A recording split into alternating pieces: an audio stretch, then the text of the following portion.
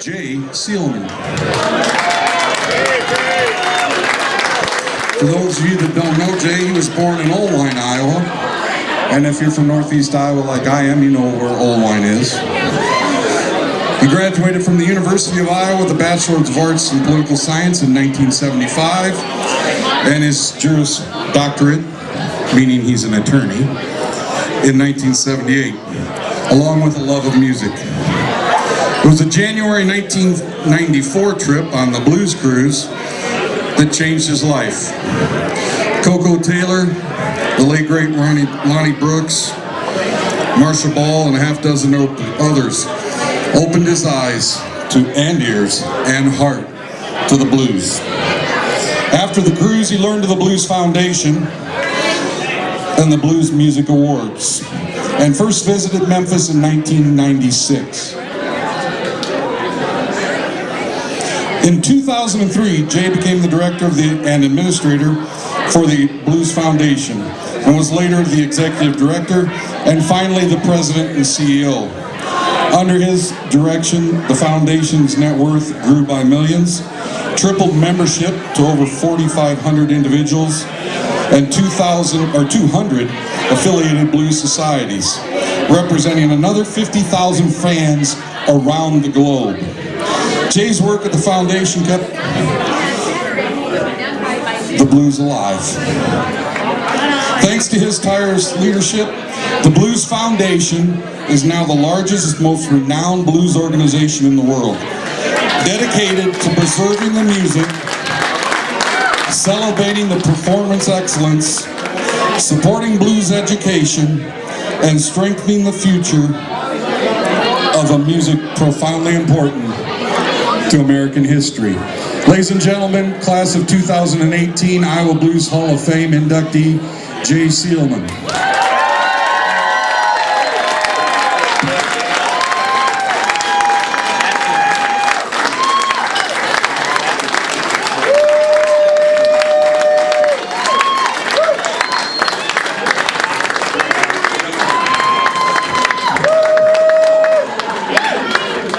We're getting position problem. My wife told me to stand in the right place.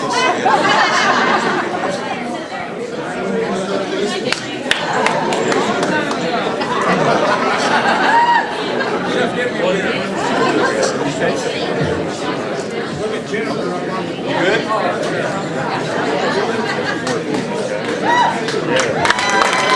All right, sir. There you go. Congratulations.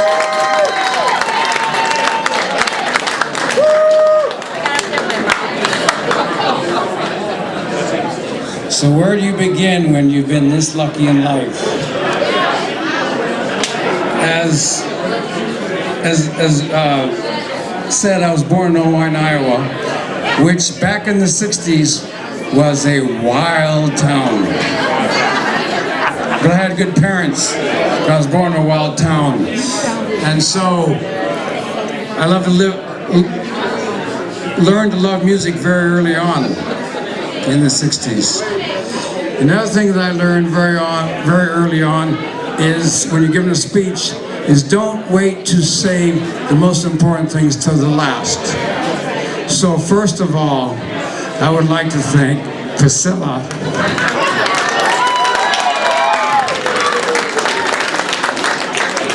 One of the greatest ambassadoresses, is that a word? The ambassadoresses of the blues in the world, who has opened so many doors to the Blues Foundation around the world, and helped me incredibly throughout all those years. The other thing I want to talk about is how much Iowa had a big influence on how successful the Blues Foundation was when I was there. When I first came to the Blues Foundation, Jeff Wagner was on the board of directors. I'm like, this is cool. We can drink beer at 10 o'clock in the morning. When Jeff went out off the board, I was the only one doing that. Oops, I guess I'll have to quit now too. But Jeff, as you all know, has done incredible amounts for the blues in Des Moines and the Central Iowa Blues Society. He's an ornery cuss. He's an ornery cuss, but damn it, you know he did everything. And then when I was just, you know, at the Blues Foundation of Memphis, Blues Review and Blues Wax and Lynette and Serena and Deb and then Jen and Scott. T-Bone would actually help me. No, Jay, that's not an acoustic album. so much that in fact, even all the merchandise came from a company, you know, in my hometown, Moines, Iowa. So when I first came there, Iowans were doing all this, and because they're true blues lovers here. Now, the other thing I want to say is, boy, it's nice to be in the Hall of Fame with Elvin Bishop.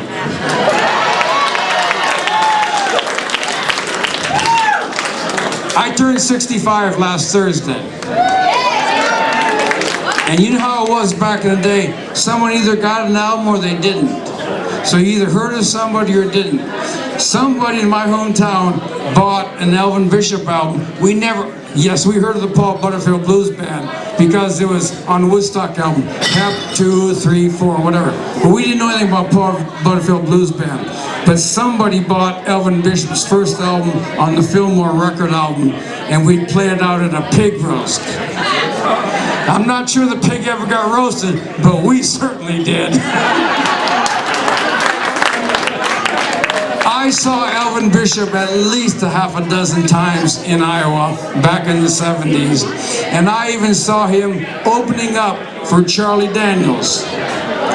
When Charlie Daniels was singing, he ain't good looking, but he sure can play. And Elvin came running and back out on the stage. And you're like, Elvin, what are you arguing about? He's right. But he could play. So to be in the Hall of Fame with Elvin is cool.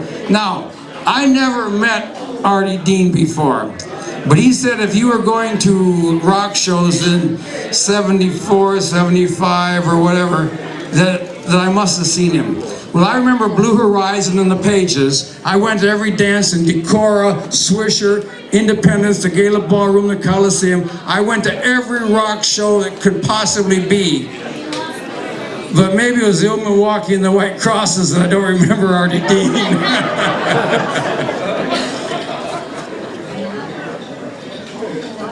So the last thing I want to say, there's someone playing after me? Are they setting up? Well, I better keep going then. Again, to grow up in Iowa, and in the summer of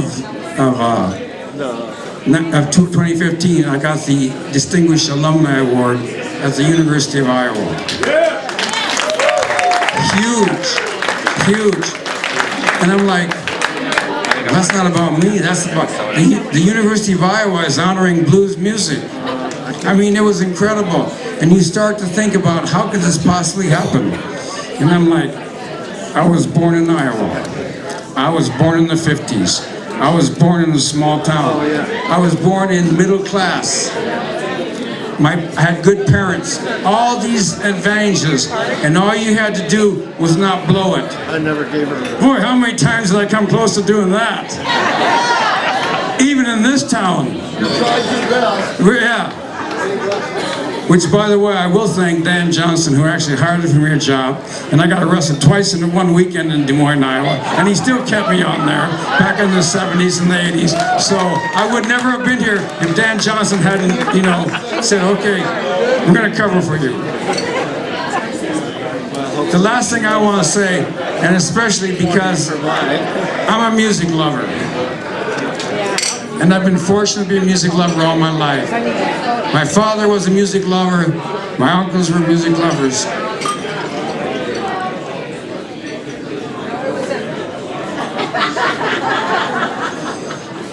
Give her Clems. Yeah. As I say, I'm not Jewish, but apparently my grandparents were in some other country. But I want to say one thing. As a blues lover, Black Lives Matter.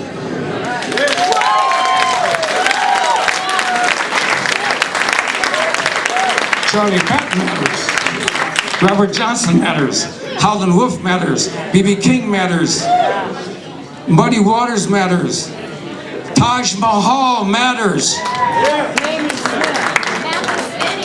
Where, okay, Memphis Minnie, Coco Taylor, Anna James, yes. Where would we as blues fans be without the music that's been created by African Americans, by Black Americans? I don't even listen to white music anymore. I used to. The Rolling Stones, Eric Burden, and they knew what they were listening to in the first place.